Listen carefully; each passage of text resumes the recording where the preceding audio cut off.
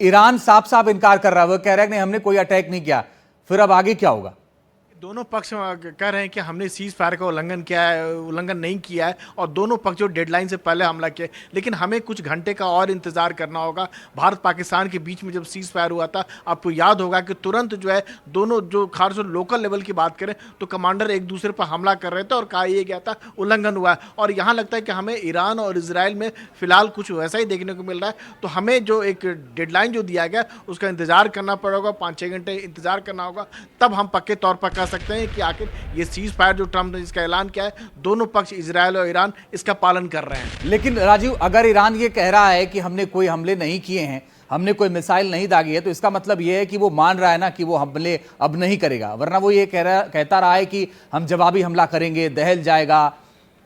बिल्कुल सही कह रहे हैं, लेकिन देखिए ईरान का जो ये कहना है कि जब उसने जो खास तौर से उसका टारगेट है, जो पहले उसने कतर पर हमला किया, अमेरिकी बेस पर हमला किया, इसराइल पर हमला किया सबक सिखाने के लिए, और जिस तरह का हमला ईरान ने जिस तरह का किया, इसराइल पर जितना घातक हमला किया है, उससे पहले वो उतना हमला नहीं किया था। तो ये लोग जो बता रहे हैं, खासतौर इसराइली लोग, जो एक दो लोगों से मेरी बातचीत, तो उनका ये कहना है कि उनके अंदर इस घटना को लेकर काफ़ी असंतोष है और इसराइल भी पलटवार ज़रूर करेगा। कम से कम 5-6 घंटे तक दोनों पक्षों की ओर से जरूर देखने को आपको मिलेगा कि एक दूसरे पर मिसाइल से हमला जरूर करेंगे, लेकिन इनकार करने कि हमने कोई हमला किया ही नहीं है।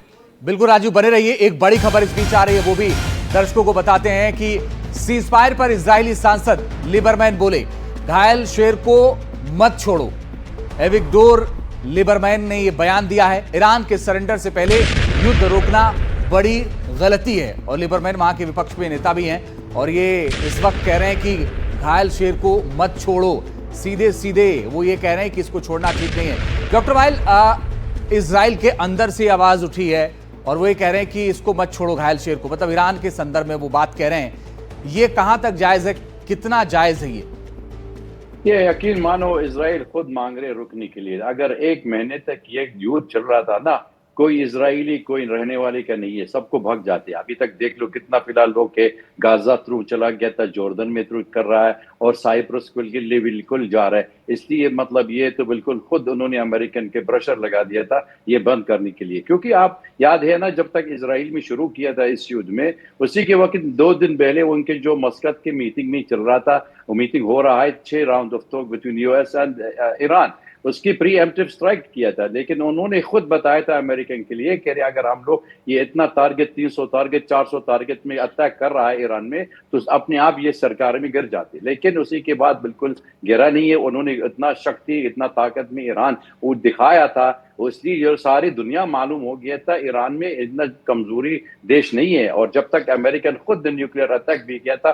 उन्होंने जबरदस्ती मार दिया था। ये तो लेकिन सर ये बताइए कि ट्रंप ने कहा था 15 दिन में हम फैसला लेंगे, उसके अगले ही दिन उन्होंने अटैक कर दिया।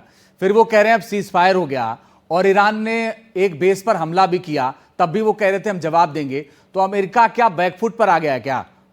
अमेरिकन में 1 साल पर अभी तक जो अखबार में आ रहे अमेरिका के अंदर है, उन्होंने पूरा प्री प्लान किया था, रिहर्सल भी किया था दोनों का, अमेरिका और इजराइल की। उन्होंने इंटेलिजेंस में वो थ्रू भी किया था, कैसे बंदूक चला रहे, कैसे बम्बार्डमेंट कर रहा, कैसे न्यूक्लियर अटैक करना चाहते, वो पूरी कहानी है। अमेरिकन प्रेसिडेंट थे, आपको याद है, 1 हफ्ते से पहले वो संडे, पिछले संडे में अगले एक मतलब पूरी अमेरिकन का जो इंतजार है, खानदान है जो मरीन्स वाले के गल्फ कंट्री में, और निकाल दिया था, ले गया था। इसका मकसद क्या होता? He was already knowing that this attack was there. इसलिए वो तो अमेरिकन ने प्रेशर लगा दिया था, उसकी नेतन्याहू काफी प्रेशर लगाया। और फॉर्मर राष्ट्रपति बिल क्लिंटन खुद भी बताया था इस युद्ध है, अमेरिकन युद्ध नहीं है। उन्होंने नेतन्याहू ट्रंप की प्रेशर लगा दिया, इसलिए उन्होंने बम्बार्डमेंट किया। लेकिन सर ये बताइए कि अमेरिकी बेस पर हमला करना ईरान का, और उसके बाद ईरान का ये कह देना,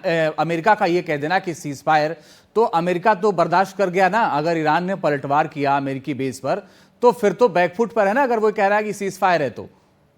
देख लो, सीज फायर के लिए अभी तक जब तक अमेरिकन मॉडरेटर है ना, तो खुद नेतन्याहू रुक जाएंगे, क्योंकि अगर आजकल सारा दुनिया सोशल मीडिया दिखा रहे और अगर एक रॉकेट में ईरान में अंदर जा रहे इजराइल की तरफ में, तो कम से कम 10-15 मिनट में जब तक पहुंचने वाले का वहां पर है, तो सारी दुनिया मालूम हुई किसने वायोलेट कर रहा है। लेकिन मेरे ख्याल से this ceasefire will hold for some time. ठीक